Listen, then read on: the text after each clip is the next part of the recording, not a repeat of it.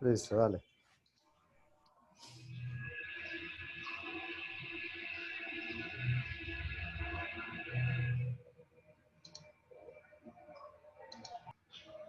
Bien, buenas tardes a todos. Mi nombre es Ivette Aibor. Vamos a hablar el día de hoy sobre las demencias reversibles en el anciano. Para poder hablar sobre las diferentes clasificaciones o los diferentes tipos de demencia y llegar pues a entender el origen de las demencias reversibles, ya nosotros tuvimos que haber hecho previamente una valoración cognitiva a un paciente, haberle hecho una prueba de tamizaje con Minimental y pues haber llegado a un diagnóstico de un deterioro cognitivo mayor y pues luego ese es el siguiente paso, llegar al diagnóstico de una demencia. ¿Sí? Existen muchas clasificaciones de las demencias. La clasificación definitiva se realiza con base en las características neuropatológicas subyacentes, es decir, la acumulación de proteínas plegadas de forma normal, como por ejemplo el amiloide beta en la enfermedad de Alzheimer o la proteína tau, es el eje de la neuropatología de la demencia. Es decir, cuando nosotros hablamos de diagnóstico definitivo de tal demencia, es porque ya quizá hicimos una prueba, si es posible, de histopatología, que realmente no es muy fácil de hacer en todos los entornos de hospitalarios, inclusive ambulatorios. Por lo que nosotros usualmente se lleva a cabo una clasificación de síndromes demenciales, que esta se basa en criterios diagnósticos que dependen en gran medida de la especificidad de los dominios afectados y la evolución de los déficits de estos dominios. ¿Esto qué quiere decir? Antiguamente se utilizaba la clasificación anatomoclínica, es decir, cuando las demencias eran corticales versus corticales. Y esto pues, realmente entre una y otra enfermedad no son excluyentes. Varias enfermedades pueden presentar características corticales versus subcorticales, pero entonces ya depende de pues, los diferentes criterios clínicos de las diferentes enfermedades que nos permiten llegar a esta clasificación. Existe otra clasificación que es según la edad de inicio, cuando es las demencias de inicio temprano, cuando son adultos de 17 a 65 años, versus de inicio tardío, que son las más comunes, que son las del adulto mayor. Y pues la clasificación etiológica es la que vamos a utilizar con fines académicos para poder entender el origen de todo, ¿no? Recordando que para aprender las demencias vamos a utilizar la clasificación etiológica, pero pues nosotros en la práctica clínica vamos a tener que hacer un enfoque de, según las características clínicas, los síndromes demenciales, ¿no? Entonces, la clasificación de la demencia se encuentra principalmente en las enfermedades neurodegenerativas. De estas, pues el Alzheimer, la enfermedad de Alzheimer es el 75% de todas las causas de demencia en el adulto mayor. Existe también pues la demencia frontotemporal, la enfermedad asociada con Tau, la demencia por cuerpos de Lewy y la demencia por enfermedad de Parkinson. Existen las demencias por enfermedades vasculares, ya sea la demencia vascular, que también es como un 10% de las demencias, el CADASIL, que es cerebral autosomal dominant arteriopathy with subcortical infarct and leukoencefalopatía, es decir, una arteriopatía cerebral autosómica dominante que viene con infartos cerebrales y leucocefalopatía, la angiopatía amiloide cerebral, la angitis o vasculitis primaria del sistema nervioso central y la vasculitis secundarias del sistema nervioso central. Existen también causas infecciosas como las enfermedades por priones o el trastorno neurocognitivo asociado al VIH. Tenemos las enfermedades inflamatorias o enfermedades autoinmunes como esclerosis múltiple, la encefalitis límbica, paraneoplásica y autoinmune, y la encefalopatía asociada con enfermedades autoinmunes sistémicas. Tenemos también demencias por trastornos neurometabólicos como las enfermedades mitocondriales y las leucodistrofias.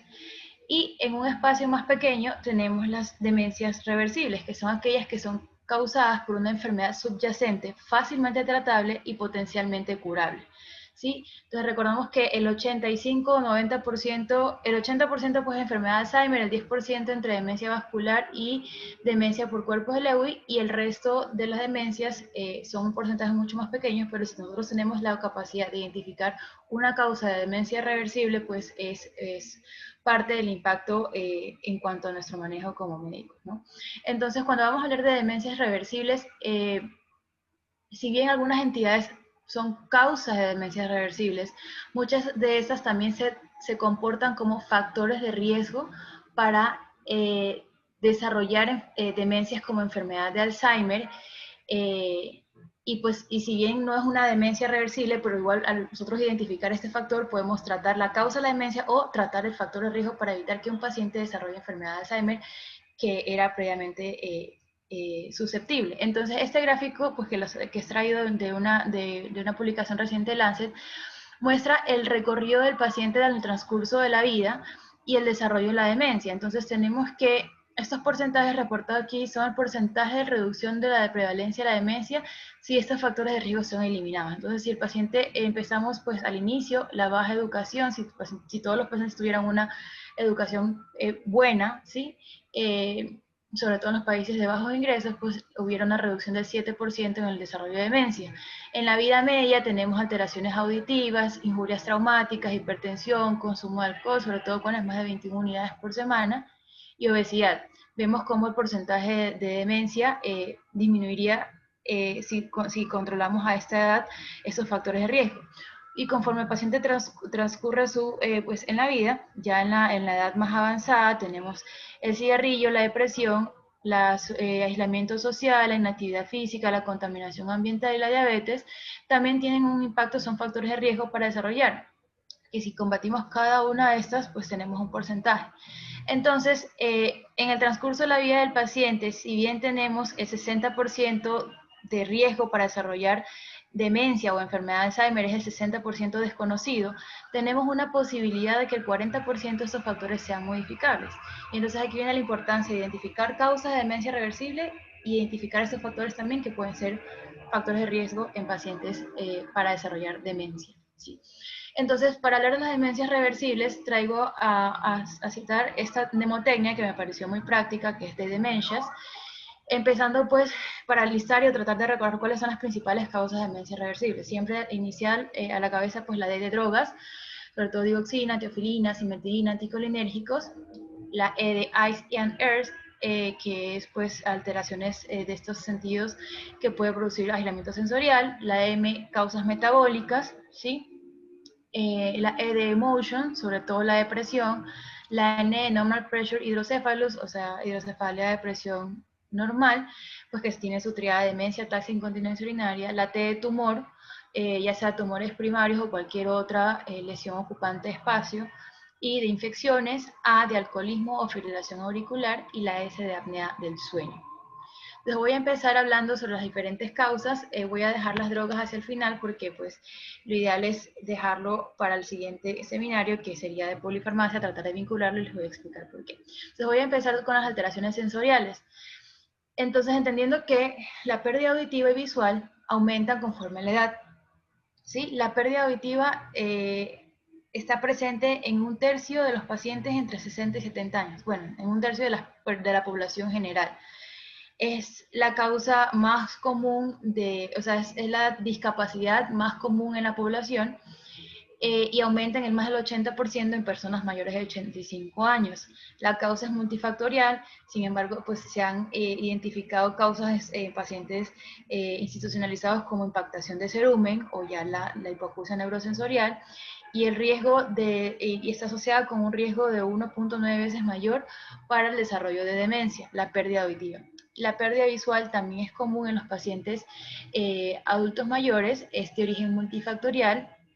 A la principal, a la cabeza de la lista, pues está la degeneración macular asociada a la edad, el glaucoma o las cataratas.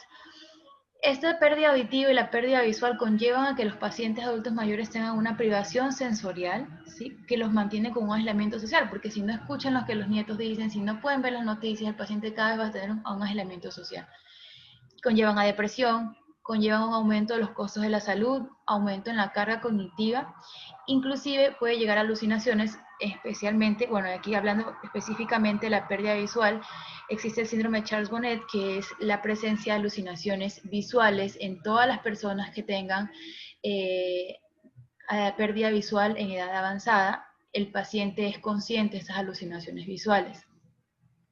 Y se ha asociado a cambios de la estructura, estos déficits visuales y auditivos se han asociado a cambios en la estructura cerebral con un incremento en el riesgo de la demencia y deterioro cognitivo, aunque no está clara que sea una relación causal, ¿sí? se ha identificado que brindar dispositivos de asistencia auditiva, pues audífonos, ¿sí?, ha mejorado, ha generado un impacto en el desarrollo de demencia, es decir, brindarle de manera oportuna audífonos a estos pacientes que tengan pérdidas auditivas ha disminuido en un porcentaje considerable el desarrollo de demencia. Entonces, el valor exacto no me acuerdo, está en un reporte de la OMS. Por lo tanto, que aunque no tenemos una relación causal entre alteraciones visuales y auditivas con demencia, pues sí están asociados. Entonces, cualquier alteración auditiva visual en un adulto mayor es indicación de hacer tamizaje de deterioro cognitivo, y asimismo cualquier deterioro cognitivo tiene que valorarse siempre la pérdida auditiva y la pérdida visual como causa o como factor desencadenante. La enfermedad tiroidea, pues las hormonas tiroideas ejercen un efecto importante fisiológico en la cognición y comportamiento, especialmente durante la etapa del desarrollo neural. Por lo que el hipotiroidismo ya se ha establecido que se ha correlacionado con isquemia cortical, demencia vascular y deterioro cognitivo. El hipertiroidismo también se ha asociado a un incremento de riesgo para presentar alteraciones neuropatológicas sugestivas de enfermedad de Alzheimer, como el depósito del beta-amiloide. Sin embargo, no hay evidencia fuerte que confirme el impacto del tratamiento de la enfermedad tiroidea. Es decir, no se ha establecido que tratando estrictamente el hipo o el hipertiroidismo tenga un menor riesgo de demencia o haya un impacto, pues, un outcome favorable para el desarrollo de demencia. Sin embargo, se recomienda evaluar siempre la función tiroidea en un paciente con trastorno cognitivo, ya que esta enfermedad, ya sea el hiper o el hipotiroidismo, puede llevar a otras situaciones que influyen en el desarrollo de la demencia, como depresión, la pérdida de peso, las arritmias cardíacas. En cuanto a la diabetes, pues está ya establecido, existe mucha información en la literatura actual de la relación de la diabetes con la demencia. Los pacientes con diabetes ya está establecido que tienen muy alto riesgo para el desarrollo de demencia. Aquí vemos unos datos de unos metaanálisis donde se analizaron la presencia de enfermedad de Alzheimer y la presencia de enfermedad de demencia vascular en pacientes con diabetes. Vemos que tienen un riesgo de 1.6 mayor para el desarrollo de Alzheimer y tienen hasta el 2.2 riesgo mayor de desarrollar de demencia de origen vascular.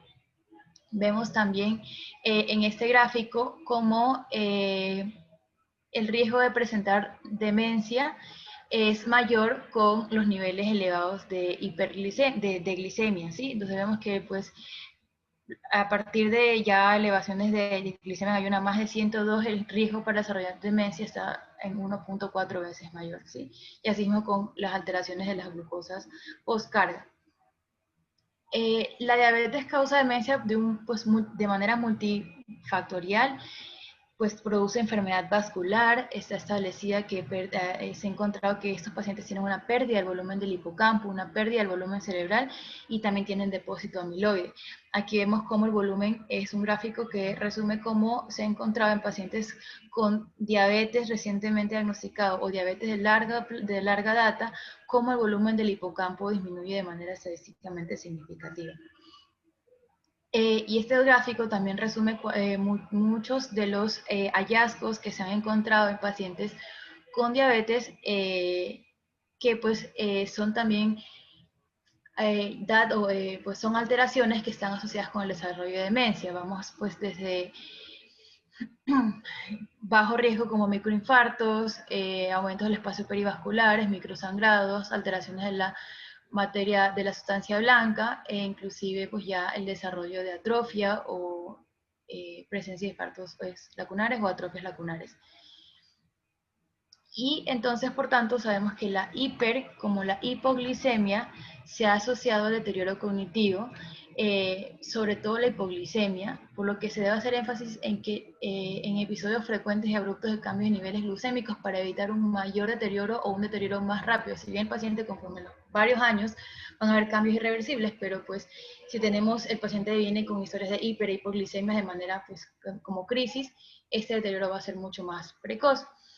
Sin embargo, hay una falta de la evidencia del impacto también del tratamiento estricto de la diabetes y el desarrollo de demencia, pues porque usualmente los estudios de diabetes no miren como outcome principal el desarrollo o la reversión de la demencia. Usualmente mira muerte cardiovascular, hipoglicemia, etcétera, etcétera. Entonces, se hace un hincapié en que pues debería proponerse también dentro de los estudios de diabetes que uno de los outcomes a medir sea pues el deterioro cognitivo.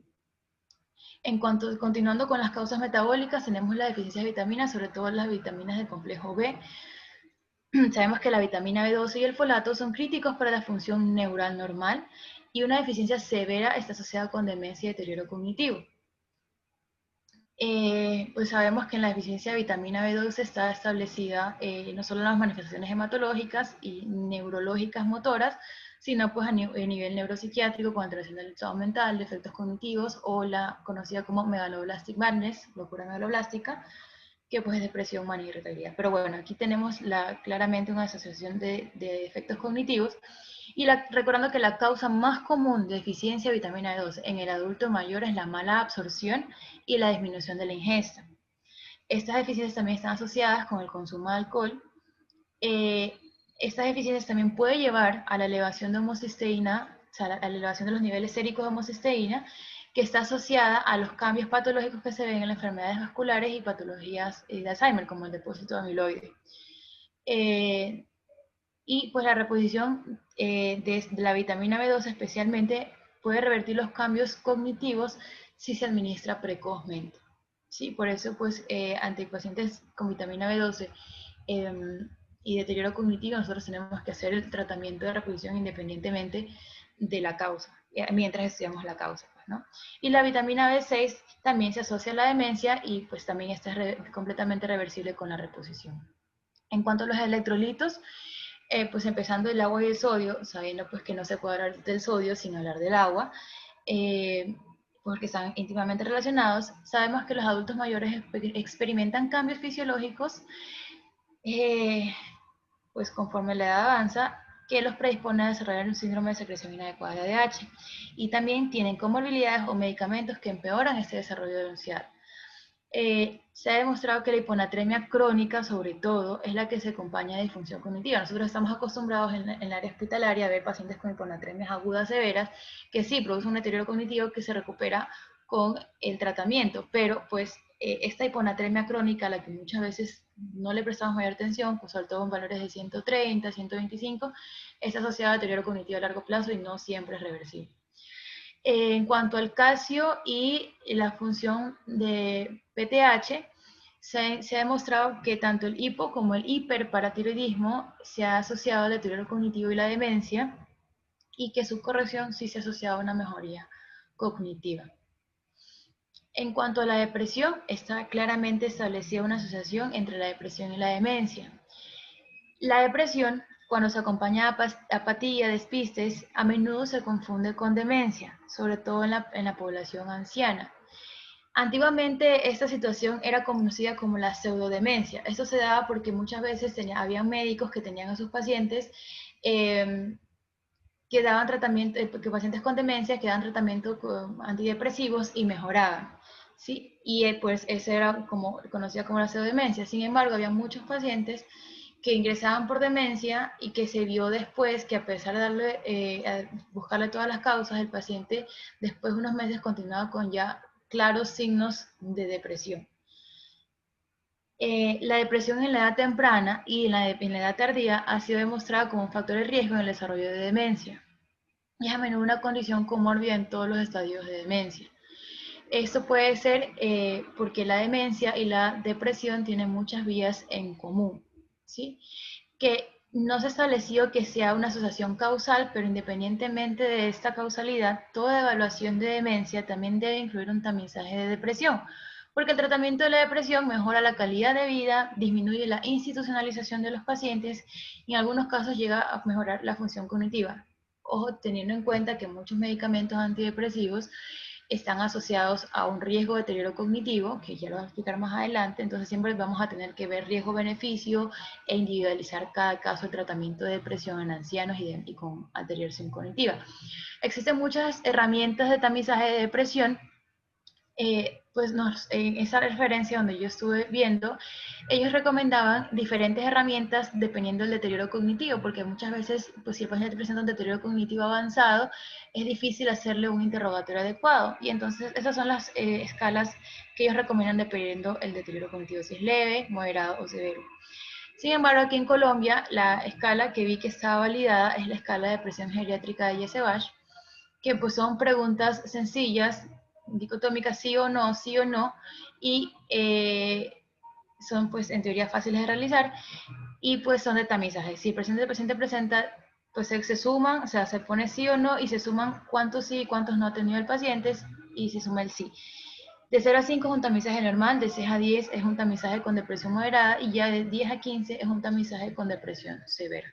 No es de diagnóstico, es de tamizaje, pues, y este paciente será luego tener que ser estudiado de depresión y manejo interdisciplinario con el servicio de psiquiatría.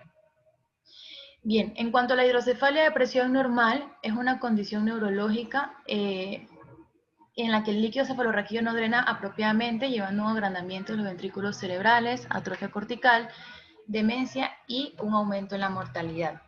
Como vemos esta gráfica, que me parece bastante particular, vemos que y ya sabemos que esta hidrocefalia de presión normal tiene una característica, una triada que no es patognomónica, pero que está casi siempre en los pacientes de demencia, marcha atáxica e incontinencia urinaria. En cuanto a la demencia, es de característica subcortical, es decir, va a presentar características sobre todo del lentecimiento psicomotor, dificultad en concentración y función ejecutiva y alteraciones en la memoria a corto plazo y apatía, ¿sí? En cuanto a la marcha atáxica o magnética, aquí traje un video que no sé si se pueda reproducir, que es una marcha que se describe en casi todos los pacientes, que es aumento, es una marcha lenta con aumento del polígono de sustentación con los pacientes que dan pasos cortos, y ellos refieren que usualmente no pueden levantar los pies del piso, ¿sí?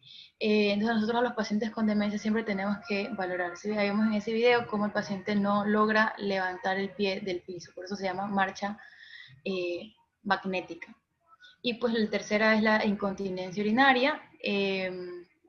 Bien, en cuanto al diagnóstico de la hidrocefalia de presión normal, siempre va a ser clínico, por eso nosotros siempre tenemos que estar pendientes o valorar la marcha y este tipo pues, de triada en estos pacientes con demencia. El diagnóstico es clínico. Sin embargo, podemos tener una ayuda con imágenes que se utiliza pues en este caso para ver dilatación del sistema ventricular, sobre todo la dilatación de los ventrículos laterales disproporcional a los surcos corticales. Vemos aquí cómo hay aumento de los ventrículos laterales, aquí también, y aquí vemos cómo hay una profundización de los surcos también. Hay otros datos que los radiólogos también miden como datos de hipertensión, pues de hidrocefalia, que es la disminución del ángulo del cuerpo calloso, y diferencian los patrones de distribución de la sustancia blanca en comparación a enfermedad de Alzheimer o demencia vascular. Entonces son datos que igual los radiólogos ellos nos pueden ayudar y ellos van a sugerir si es una hidrocefalia de presión normal. El tratamiento definitivo para la hidrocefalia de presión normal es una derivación ventrículo-peritoneal. Estos mejoran los desenlaces clínicos en el 70 al 90% de los pacientes, pero es probable que no detenga completamente la progresión de la enfermedad, pues sí puede enlentecer el depósito amiloide y mejora la memoria y la marcha. ¿En qué pacientes nosotros vamos sabiendo pues que no es curativo, sino que mejora la clínica y pues enlentece el desarrollo, el deterioro? ¿En qué paciente vamos a proponer esta derivación ventrículo-peritoneal? Entonces, antes de proponer una derivación ventrículo-peritoneal, siempre tenemos que contar con la ayuda de una revisión de las imágenes cerebrales por expertos.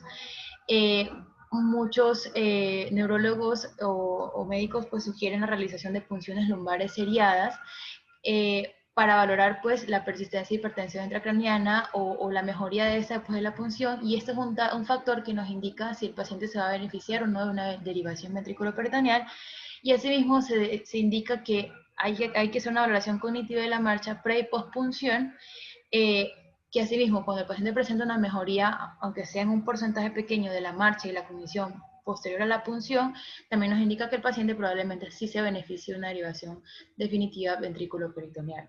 Existe un protocolo, eso usualmente lo indica en neurología, pero bueno, es importante saberlo. Y Y bueno, entre otras causas de las demencias reversibles están los tumores, ya sean tumores primarios del sistema nervioso, gliomas, glioblastomas, etcétera, o tumores secundarios, metastásicos, linfomas, ¿sí? Esos tumores son causas reversibles, si se los identifica, se los tratan, puede haber una reversión completa de la demencia. Y así mismo los hematomas, sobre todo el hematoma subdural crónico, es una causa muy común del deterioro cognitivo en adultos mayores que pasa desapercibido, que el paciente tiene una historia de trauma hace 3 meses y que presenta pues inclusive incontinencia, deterioro cognitivo, y que pues esa es la causa de la evacuación. También produce una mejoría significativa de los trastornos cognitivos. En cuanto a las infecciones, son bastantes. Las más comunes que causan daño son pues el VIH, sabiendo que el VIH invade de forma directa el sistema nervioso central, provoca trastornos neuropsiquiátricos como delirio, demencia, psicosis y manía. Esto usualmente es en pacientes con fase avanzada de la enfermedad. Sin embargo, en la prima infección, también por VIH, se puede presentar como una meningitis aséptica, una encefalitis subaguda y una leucoencefalopatía multifocal progresiva, usualmente asociada a una coinfección por el virus JC. Pues también todas las infecciones oportunistas derivadas del VIH, como Cryptococcus meningias, son causas de demencias reversibles. La enfermedad de Lyme, pues no está clara, no sabemos pues si la prevalencia aquí en Colombia es alta, pero es importante saber que pues esta tiene sus manifestaciones clínicas típicas, como eritema migratorio, artritis, fiebre, pero que en etapas tardías se producen alteraciones de conducción cardíaca, neuropatía, afectación de pares craneales, encefalopatía y trastornos psiquiátricos. Esta encefalopatía o esa neuroborreliosis se ha asociado con un rápido declive cognitivo, así como hallazgos clínicos y radiológicos similares a la hipertensión, a la hidrocefalia normotensiva, y el tratamiento apropiado pues para la enfermedad de Lyme ha demostrado drásticamente una mejoría cognitiva. La sífilis, pues la demencia sifilítica produce un deterioro cognitivo o un cuadro psicótico, suele comenzar con alteraciones conductuales. Yo creo que aquí, sobre todo en la sífilis terciaria, yo realmente no he visto hasta la hora, no he visto, a todos los pacientes le pedimos serología para sífilis, pero yo no he visto todavía muchos cuadros de demencia sifilítica. Pues, y la exploración, en la exploración física es común encontrar alteraciones pupilares, como la pupila de Marcos-Boom, signos de afectación piramidal, visuales y de pares craneales. Y la tuberculosis también, que es muy prevalente en nuestro entorno, pues el deterioro cognitivo de tuberculosis se puede acompañar de signos y síntomas como fiebre vespertina, diaforesis, cefalea, signos meningios, edema de papila, ataxia e incontinencia urinaria. Y hablando del alcohol, entonces hay que recordar que pues, en los adultos mayores también hay muchos de estos pacientes tienen tendencia a aumentar el consumo de alcohol. El alcohol a nivel del sistema nervioso central afecta de varias formas. Primero, la neurotoxicidad directa por el etanol. Existe una vulnerabilidad regional con disminución de la densidad neuronal, sobre todo en la corteza frontal y prefrontal. Se ha identificado que los pacientes con consumo crónico de alcohol tienen hasta un 22% del volumen disminuido en comparación a las personas sin consumo crónico de alcohol. La ya conocida, la deficiencia de vitamina B1, que en los pacientes alcohólicos es común y que es el resultado de una combinación de una ingesta dietética inadecuada, una absorción gastrointestinal reducida, un almacenamiento hepático reducido y una utilización alterada. Esta deficiencia de vitamina B1, pues de tiamina, puede producir el síndrome de Wernicke-Korsakoff, que inicialmente puede producir la encefalopatía de Wernicke, que es un síndrome agudo que requiere tratamiento urgente para prevenir muerte y morbilidad neurológica, y puede presentar adicionalmente el síndrome de Korsakoff, que es una afección neurológica crónica, que es generalmente como consecuencia de una encefalopatía de Wernicke. Estos pacientes rara vez se recuperan. Otra forma de afectación del sistema nervioso pues, y relación cognitiva por el alcohol es cuando se produce la enfermedad de Marchafava-Bignami, que es un trastorno muy raro de desmielinización y necrosis del cuerpo calloso de la sustancia blanca subcortical, que se presenta predominantemente en alcohólicos desnutridos. El curso de la enfermedad puede ser agudo, subagudo o crónico y se caracteriza por demencia, espasticidad, disartria e incapacidad para caminar. Estos pacientes pueden caer en coma y morir. sobrevivir durante muchos años en una condición demencial o ocasionalmente pueden recuperarse. Se ha informado que es un síndrome, inclusive se ha informado de un síndrome completo de desconexión interhemisférica en pacientes que han sobrevivido. Y otras situaciones que están presentes en ancianos consumidores de alcohol, pues es que presenten una enfermedad hepática crónica, convulsiones, caídas recurrentes, con trauma craneoencefálico y concomitante abuso de otras sustancias que también puedan exacerbar el deterioro cognitivo.